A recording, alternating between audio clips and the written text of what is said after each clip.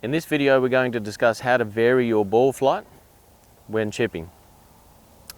So in one of our earlier videos we discussed the base technique, or not the basic but the base technique, and the base technique is having the ball off your back foot.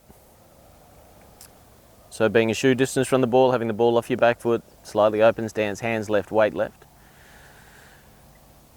Now a few years ago I learnt this from, or I didn't learn it from him, but I certainly saw him do it, which was Eduardo Molinari doing some practice. And he varied his ball flight when we were having a chat with him. He varied his ball flight by always having the same ball position and varying how far forward he had his hands at address to remind him about how far in front he wanted them to be when he struck the ball.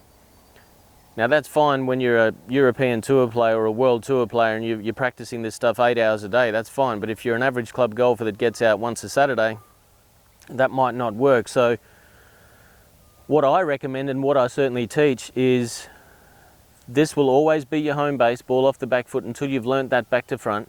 Once you've learned it back to front, then you can start varying things and you can start maybe changing the ball position or maybe starting to open the club face.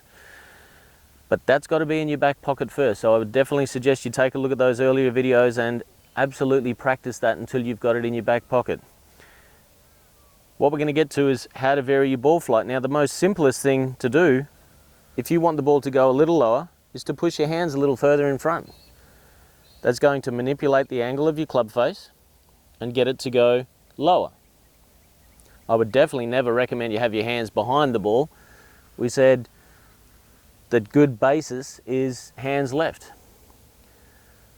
What I find as a player and what I actually coach may seem complicated, but it's actually what a lot of guys do. A lot of girls do it on the LPGA Tour as well, is they'll aim a little bit more left and open up their club face just a tiny little bit and then take a slightly bigger swing.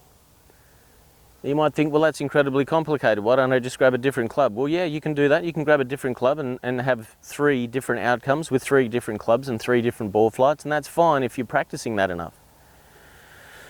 My preference as a coach is to have one club, get to know it, learn what that club does, learn how to then manipulate that club before you start mucking around with other clubs. That's just my opinion though. Other people will have a different opinion on that, and that's fine. There's no wrong or right there, there's just preference. You might play the ball a tickle further back. That's going to manipulate the club face.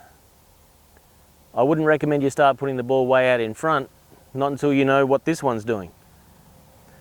So to have a low ball flight, let's call this A.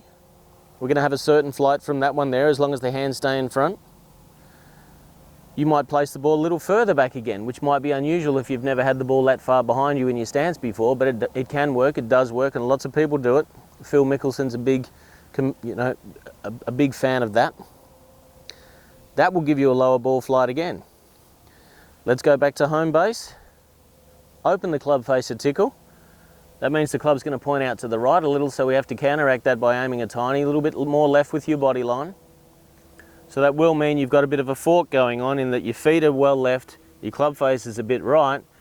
As long as your swing path's good, the ball will go to your target and it will vary your flight. Any opening or closing of the club face will vary your ball flight.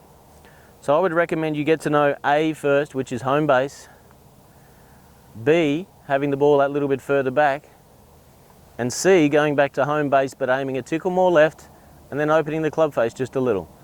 You'll find you'll have A, you'll have B, and you'll have C. You'll have 3 different ball flights without doing too much and going to your golf bag and adding doubt to the equation.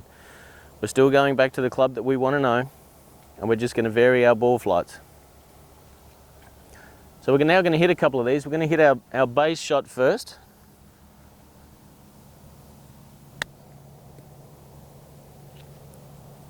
There's our pretty low skipper. Now we're going to add a second ball to that. And we're going to do exactly what we just did there, except we're going to play the ball just that little bit further back again. Grip's always pointing at your left pocket, that hasn't changed. The club face looks a little bit closed to me now. It's actually not, it's actually square to the target. It's just an optical illusion of having that ball further back. There we go, that one's gone out lower. It had a lot of backspin on it. Ironically, the lower the ball flight, the more backspin it's got. And then shot 3, I would only play this from a good lie, by the way, is to open up your body a little bit more to the left, open the club face a little bit open to the right, do the same thing. Now we've got 3 different ball flights, 3 fairly similar outcomes. I'm not unhappy with any of those particularly, and we still did our first and foremost job, which is to hit the back of the ball properly first. So I hope that helps with your consistency. I hope that helps with you varying your ball flight with regards to chipping.